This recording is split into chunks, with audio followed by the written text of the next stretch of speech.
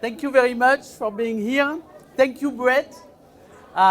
This is the best food show in Las Vegas. Maybe also the only one, but the best nonetheless. And I'm really glad that you called us and that we came. So I have this company called D'Artagnan. D'Artagnan, you know who D'Artagnan was? Yes? No? Yes? You know, okay. D'Artagnan was one of the three musketeers who were four actually. And in France, but more especially in my region of France, in Gascony, we are very, very proud of that heritage of those musketeers. The musketeers were courageous. They were not afraid of anything. They were loyal. D'Artagnan was loyal to his king, to his queen, especially to the queen, if you read the book or if you have seen the movie. But most importantly, D'Artagnan and his musketeer peers, they were doing things for the beauty of it, you know, for the mark that it was going to do in life to other people. And that's why I named my company after him, because we are very proud to try to, of course, this is a country, this is a world where you need to be sustainable financially, but it's very important to be able to sleep at night, and it's very important to feel proud of what you do. Life is short, you know. So we've been taking that D'Artagnan motto very, very seriously. One last reason why we are named D'Artagnan is because I'm from the southwest France, Gascony. Gascogne, you know where it is? Above Spain, right above the Pyrenees. Gascogne is a land of duck and geese and foie gras and armagnac and game birds and mushrooms like porcini. And people in Gascony like to eat and they like to do things together. They think they invented rugby, even though rugby is the name of a little village in England. We think in Gascony we invented rugby because of the team effort, you know, because of everybody behind the captain and let's go during the game. And in Gascony, D'Artagnan was born right there in a village called Lupiac. So in Gascony, we all think we are descendants of D'Artagnan. And we might very well be because he was a very active guy, so I don't know. So, as I was saying, D'Artagnan and the Musketeers, they were doing things for the beauty of it and to put a mark. I come from a family of, we can count 7 generations behind me of people in the food business, mostly restaurateurs. My ancestors had an inn. My father had a hotel restaurant. It was the only 2 Michelin star restaurant in the area. It was called Hôtel de France. He's now retired. And so he taught me some basic things about food. And those basic things are very simple. You have to strive always for excellence. And if you do, things are going to work out for you. And to this day, it's true. He's right. You know, in what we've been able to build over those 32 years now at D'Artagnan, at the company here in America, it's true. If we strive for excellence, if we try to be the best, absolutely the best we can be, as far as not only service, delivering and being amiable, being knowledgeable about the products, but also sourcing and putting standards and specifications on the products. And so because of that, specializing, because you cannot do everything right, so you do have to specialize in what you can do right. Well, if you follow that, if you follow that motto, you're gonna do right. And so I don't know if that interests you, but I can tell you that a little history about the company. We started from nothing. I had a partner. I bought him out in 2005. But when we started, we were two, and basically we started from nothing. We put $7,500 each in the company. That $7,000 were my savings. I was just coming out of Columbia University. I wanted to become a journalist. I tried to escape food. I tried to escape Gascony and my father's business. Also, I was a girl. My brother, a year younger, was destined to be the one taking over one day the restaurant. So I needed to prove to my family that I could do something on my own. So we started with $15,000. The day we opened, we had $30 left in the bank account. $30. And it was not, in 32 years ago, there was no crowdfunding, there was no apps to be able to ask strangers to help you financially. And I don't regret it. I think it's better this way, somehow, because that way you don't spend more than what you need, You're very careful about what you do. And so that's how we started. And we started because there was this foie gras farm that had just started and that was about to come out with the first foie gras and the first ducks. And they were a little bit lost as to how to commercialize it. The guys who started that farm knew how to raise ducks, how to make foie gras. They knew how to process them, kill them, but they had no idea how to commercialize it. So they came to us, and that was the beginning of a beautiful story. We knew right away we couldn't survive just on ducks and foie gras. So right away we went into game birds like quail. We went into rabbit, venison, anything we could put our hands on, good chicken that was around with farmers around us. And at the beginning we were very glad when they were fresh. That was a big change and a big thing. And that was the one specification that was very important.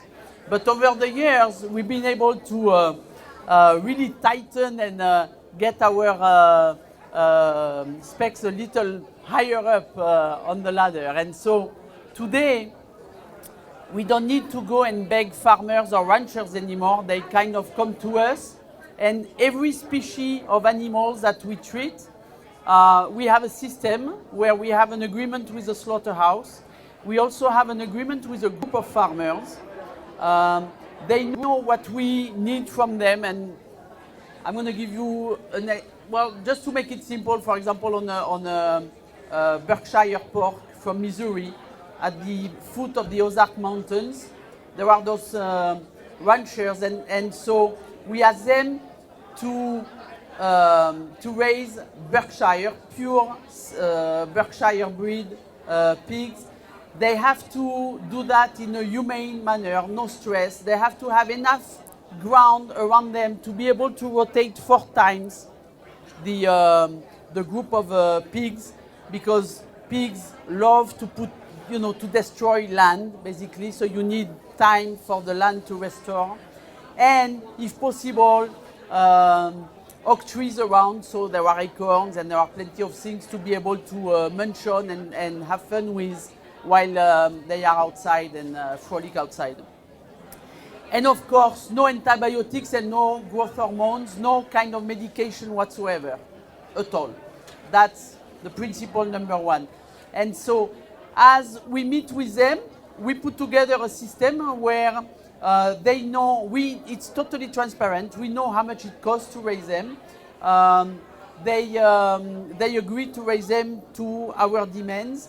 And then we decide on the quantities, we decide on the price. And the only thing that could change that is actually the price of grain or the price of cereal, which is the price of food, of whatever animal it is. Because most of the small farmers sometimes have enough in their own grounds to raise the grain and the feed for the animals, but very often they have to supplement on the outside anyway. So whether it's organic and organic feed or not, that's the one data that is not set in stone that we have to follow the price on. Otherwise, it's very exciting because now we're at a point where we are able to forecast pretty well how many we're going to need in 3 months from now, 5 months from now, 10 months from now, and so we can calculate and add farmers as we need more quantities. And that allows us to have absolutely no compromise on the quantity. We do not ask farmers to grow more than what they can to do it the right way in their farm. So we use only small farms. And that's very, very important. It's very important, especially for poultry, chickens. It's important in general because as soon as you get into a level where these animals are not raised by the farmers themselves or their family, but employees, and then employees of employees, and then it becomes just a manager of a big company, those animals are not live anymore. They become gadgets, they become objects, and the respect is lost. And when you lose the respect of what you raise is when you lose the quality of the meat, because you're not going to care about their well-being and the fact that if they don't stress, they're going to be better tasting. Very often I say, a happy chicken is a tasty chicken. And it's true for all other kind of animals. So it's funny this way, we're very close to the vegetarian activists, who want to regulate and make sure that animals are raised the right way and without stress and with good animal husbandry. We are totally in sync with them until one point, and that one point is at one point we kill them. And that's our job, and that's why people like us, because we make them happy. In the restaurant business, what do we sell? We sell happiness. And to spend a good time in a restaurant, the main thing, besides of course the service, is what's in the plate. And so that's something that I feel I miss sometimes, not to have that direct contact with the person who's actually eating the meat. But it's very nice to have this chef as an intermediary who's going to explain what the reaction of the clients were on a specific product. So that is our mission, that is our challenge. Our second mission is, because we do commit to the farmers on the quantities and the price, we also have to commit to use all the parts of the animal.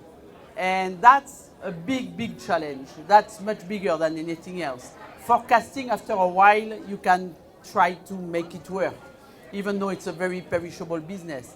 But using all the parts of the animal, when you are selling to a specific type of industry, like maybe restaurants and hotels more than retail stores, or it's very difficult to be able to sell the same amount of shoulders and legs than racks and tenderloins and loins. And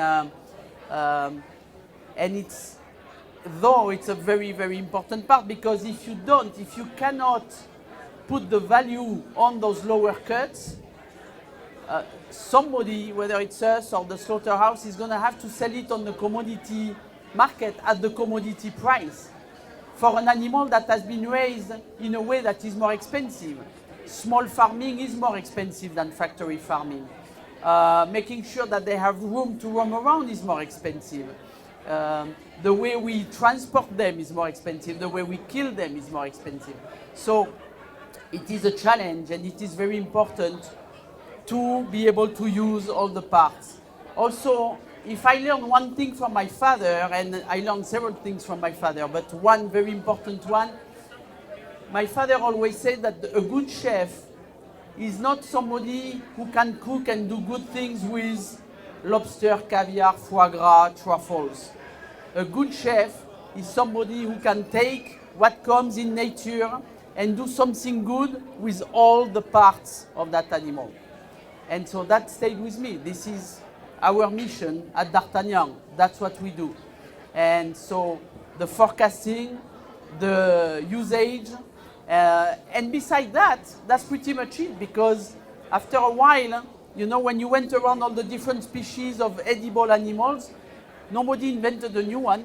It's God invented those animals a long time ago, and that's it. So granted, you know, there is always progress on how to raise an animal, make it younger or older, and give them different foods, and you know, make it always better. But there is a finite amount of items that we have on our list, because we decided just not to take any risks, you know, just to make sure that we do things the right way. We decided to specialize solely on meat and poultry, meat proteins, and mushrooms. That's it. So the only way for us to grow, besides those little exceptions of, you know, getting a different breed of chicken and older, etc., the only way for us to grow is geographically. And so that's where we are today. Today, after 32 years, we have a warehouse in New Jersey that covers all the East Coast. We have one in Chicago for the Middle West. We opened one in Houston 3 years ago, and we're opening one in Atlanta in another month and a half. So that's our way to grow. We are targeting Denver as the next warehouse for 6 months or so. And then eventually maybe the West Coast, but the West Coast is a different problem. You know, California has not been accepting foie gras very well yet, and even though we won on all fronts, all the lawsuits, vegetarian activists keep appealing, and they keep appealing. So for us, it's a kind of a weird, you know, on one side I love California. My daughter lives in San Francisco. I have to go there often to visit her. She's an architect there. On the other, California is the state that might forbid foie gras one day. They tried, they failed, they are trying again. So it's a strange thing for us. So we've been growing this way. Just to give you an idea, today, this year we're going to be at $115 million in sales.